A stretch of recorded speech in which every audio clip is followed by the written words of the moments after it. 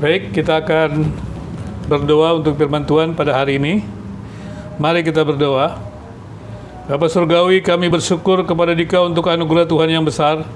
Hari ini kembali kami dapat beribadah, memuji dan memuliakan Tuhan. Dan sekarang kami ingin mendengarkan firman Allah. Tuhan, biarlah Dikau mengurapi hamba-Mu yang hina ini. Dan kemudian semua kami yang ada, bolehlah Tuhan mengurapinya, menolongnya, untuk dapat menerima kebenaran, hidup dalam kebenaran firman Allah, dan menyaksikan kebenaran dalam hidup kami. Dalam nama Yesus kami sudah berdoa dan bersyukur. Amin. Firman Allah pada hari ini terambil dari kitab 2 Tesalonika, pasal yang ketiga, ayat pertama sampai dengan ayat yang kelima. 2 Tesalonika pasal 3, ayat pertama sampai dengan ayat yang kelima. Selanjutnya, saudara-saudara, berdoalah untuk kami, supaya firman Tuhan beroleh kemajuan dan dimuliakan, sama seperti yang telah terjadi di antara kamu, dan supaya kami terlepas dari para pengacau dan orang-orang jahat. Sebab bukan semua orang beroleh iman, tetapi Tuhan adalah setia. Ia akan menguatkan hatimu dan memelihara kamu terhadap yang jahat. Dan kami percaya dalam Tuhan, bahwa apa yang kami pesankan kepadamu, kamu lakukan dan akan kamu lakukan. Kiranya Tuhan tetap menunjukkan hatimu kepada kasih Allah dan kepada ketabahan Kristus. Setelah dikasih oleh Kristus, setiap orang yang menerima firman Tuhan, maka haruslah hidup dalam kebenaran firman Tuhan. Dan kemudian hidup yang diperbarui oleh firman Tuhan, itulah hidup yang disaksikan kepada orang lain. Maka dengan demikian, ketika kita menyaksikan hidup ataupun kita menyaksikan kebenaran, maka yang kita saksikan adalah hidup di dalam kebenaran. Kalau kita tidak berjuang untuk hidup dalam kebenaran, maka kesaksian kita akan kebenaran hanya merupakan kesaksian kosong saja. Kalau kita lihat juga di dalam Alkitab, secara khusus dalam jemaat Tesalonika dengan jelas, bahwa orang-orang Tesalonika yang menerima Injil itu, mereka diperbaharui oleh Allah, dan mereka hidup dalam kebenaran Allah. Ayat-ayat sebelumnya dikatakan mereka menerima firman Allah, mereka hidup dalam firman Allah, mereka mengucapkan perkataan yang baik, mereka melakukan pekerjaan yang baik, dan hidup dalam kebenaran itulah yang mereka saksikan. Jadi sekali lagi, ada banyak orang bersemangat menyaksikan tentang Kristus. Ada banyak orang bersemangat menyaksikan tentang kebenaran, tetapi lupa untuk memeriksa dirinya apakah hidupnya dalam kebenaran atau tidak. Kebenaran itu harus merubah diri kita, terus-menerus memperbarui hidup kita. Maka kebenaran itu dapat kita saksikan, karena memang kebenaran itu kita alami dalam hidup. Jikalau kita menyaksikan sesuatu yang kita tidak alami di dalam hidup, atau kita menyaksikan kebenaran di mana kebenaran tidak bekerja dalam hidup kita, maka menjadi pertanyaannya adalah, apakah itu merupakan sesuatu yang orang lain katakan verbalisme? Jadi tidak bisa tidak, harusnya kita menyaksikan kebenaran, tetapi juga hidup dalam kebenaran.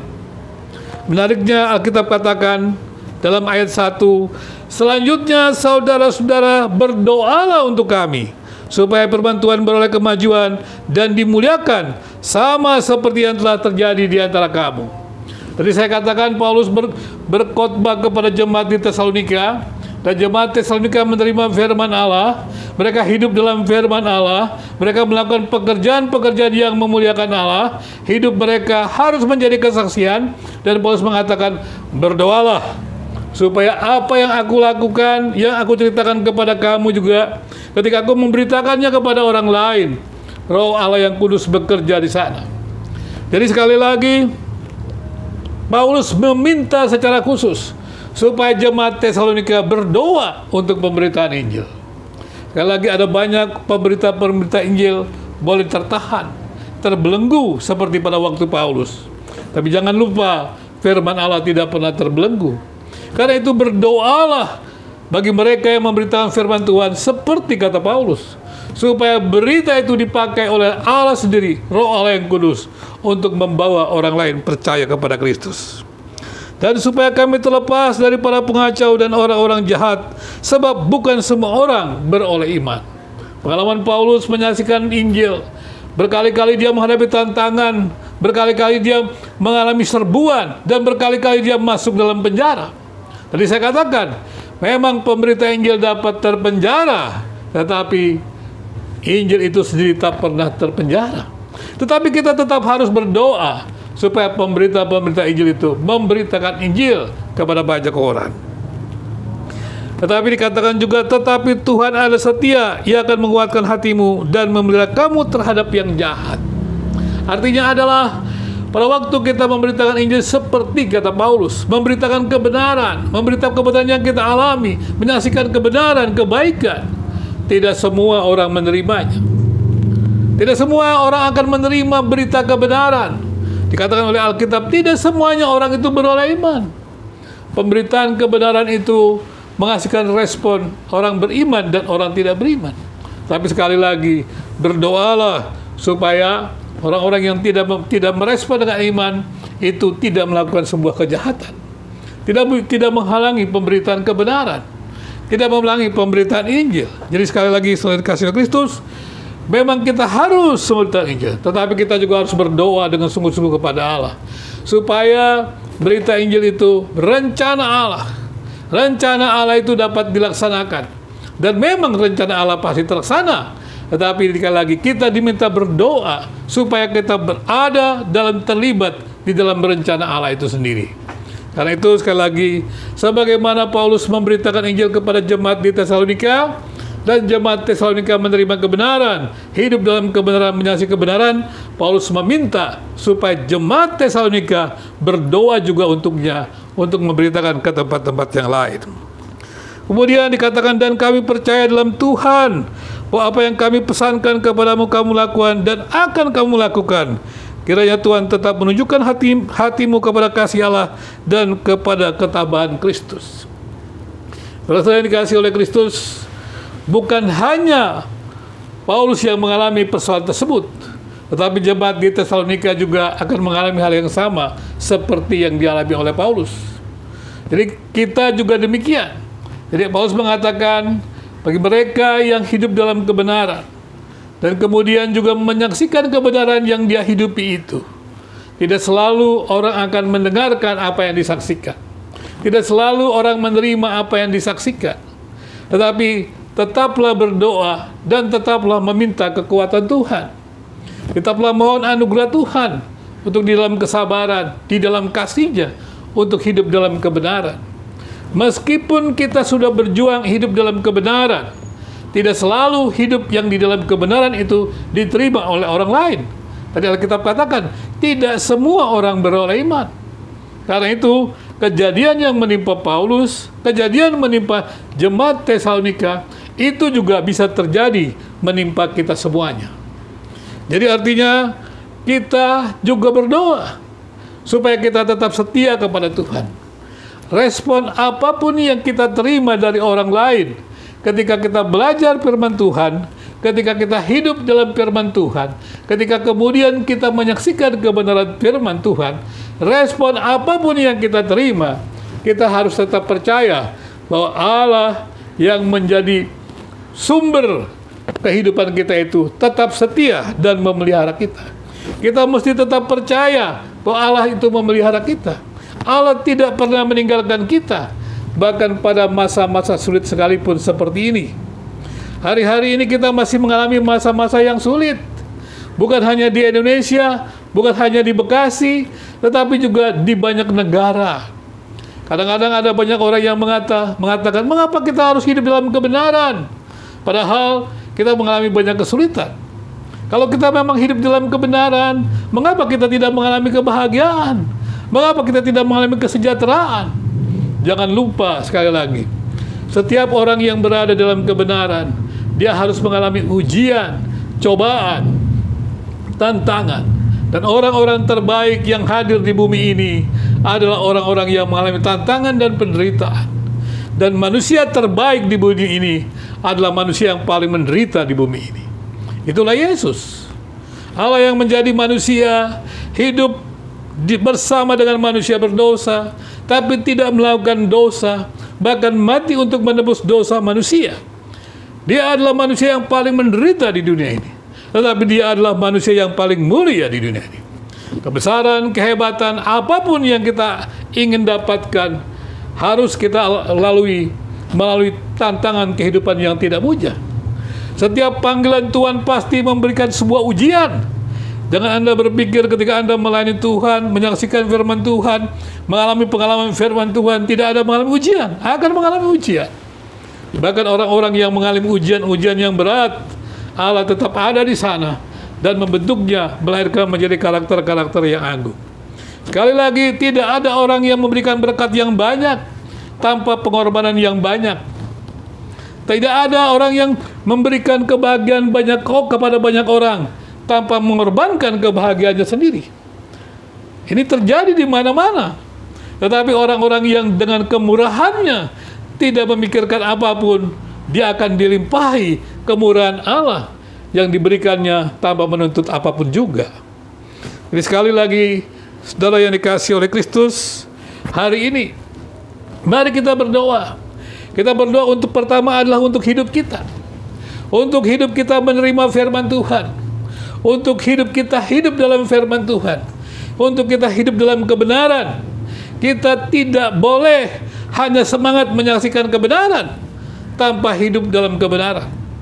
Semangat kita menyaksikan Injil harus sama dengan semangat kita untuk hidup dalam kebenaran. Karena kalau kita hanya semangat menyaksikan tanpa hidup dalam kebenaran, maka yang kita saksikan itu adalah kesaksian verbalisme, omong kosong.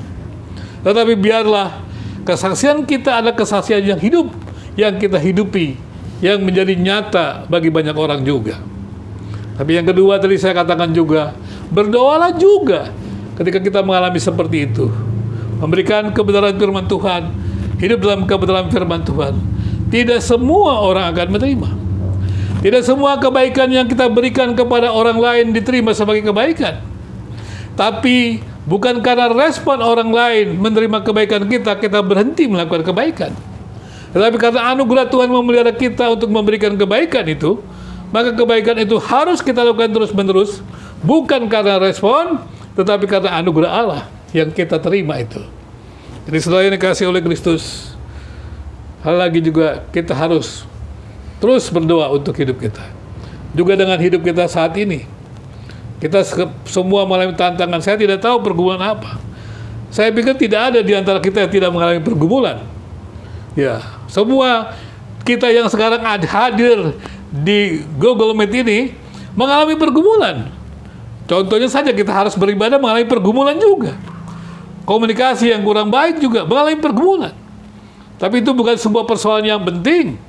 Yang penting adalah kita terus-menerus memperbaiki hidup kita, menyelesaikan pergumulan-pergumulan kita. Saya tidak tahu juga dengan pekerjaan-pekerjaan kita.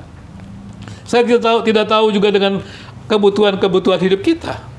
Tetapi sekali lagi, iman yang diberikan oleh Tuhan itu akan mengalami sebuah ujian.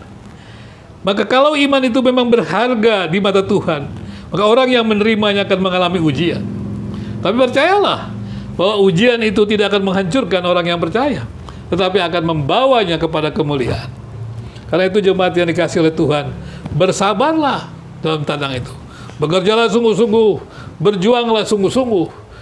Carilah seluruh peluang, berusaha untuk menjadi kreatif, berusaha untuk inovatif, tetapi dalam kebergantungan dengan Tuhan. Jangan pernah menyerah dengan kesulitan. Kesulitan adalah tempat kita menyaksikan kemuliaan Tuhan. Jangan pernah berhenti karena kesakitan apapun juga. Semuanya itu ada kesempatan untuk memuliakan Tuhan. Mungkin saya pernah juga tuliskan di sebuah blog bahwa sakit pun itu untuk kemuliaan Tuhan dijadikan. Jadi segala sesuatu seantero kehidupan kita, apapun yang kita lakukan dalam hidup ini, harusnya dibawa kepada kemuliaan Tuhan. Sekali lagi jemaat yang dikasihi oleh Kristus, hari ini kita berdoa sungguh-sungguh supaya jemaat kita ini yang kita berharap yang akan masuk kepada setelah pandemi ini, tentunya kita juga akan masuk dalam ibadah-ibadah. Kita berdoa mengenai tempat dan segala persoalan yang lain. Kita berdoa.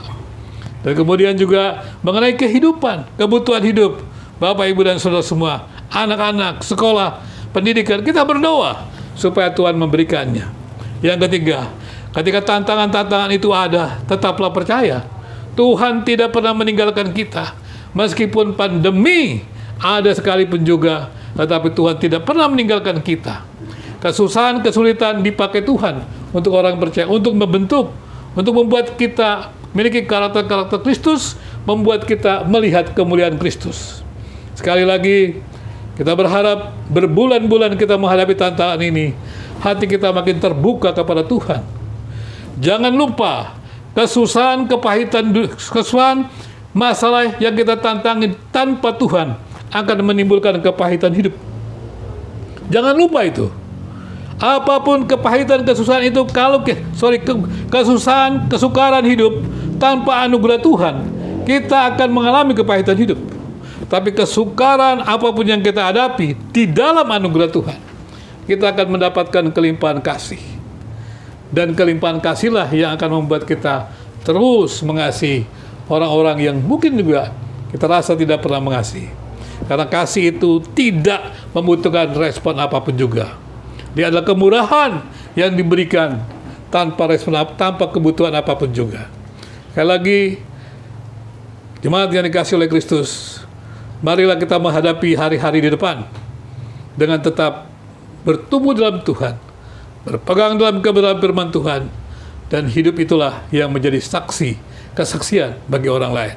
Dan nikmatilah hidup di dalam Tuhan, meski tantangan penderitaan itu berat. Kadang-kadang saya mengatakan, akal budi kita tidak mampu mencerna akan apa yang terjadi di depan. Tapi jangan sandarkan hidupmu di atas dasar akal budimu yang terbatas. Sandarkanlah hidupmu kepada Tuhan yang tak terbatas.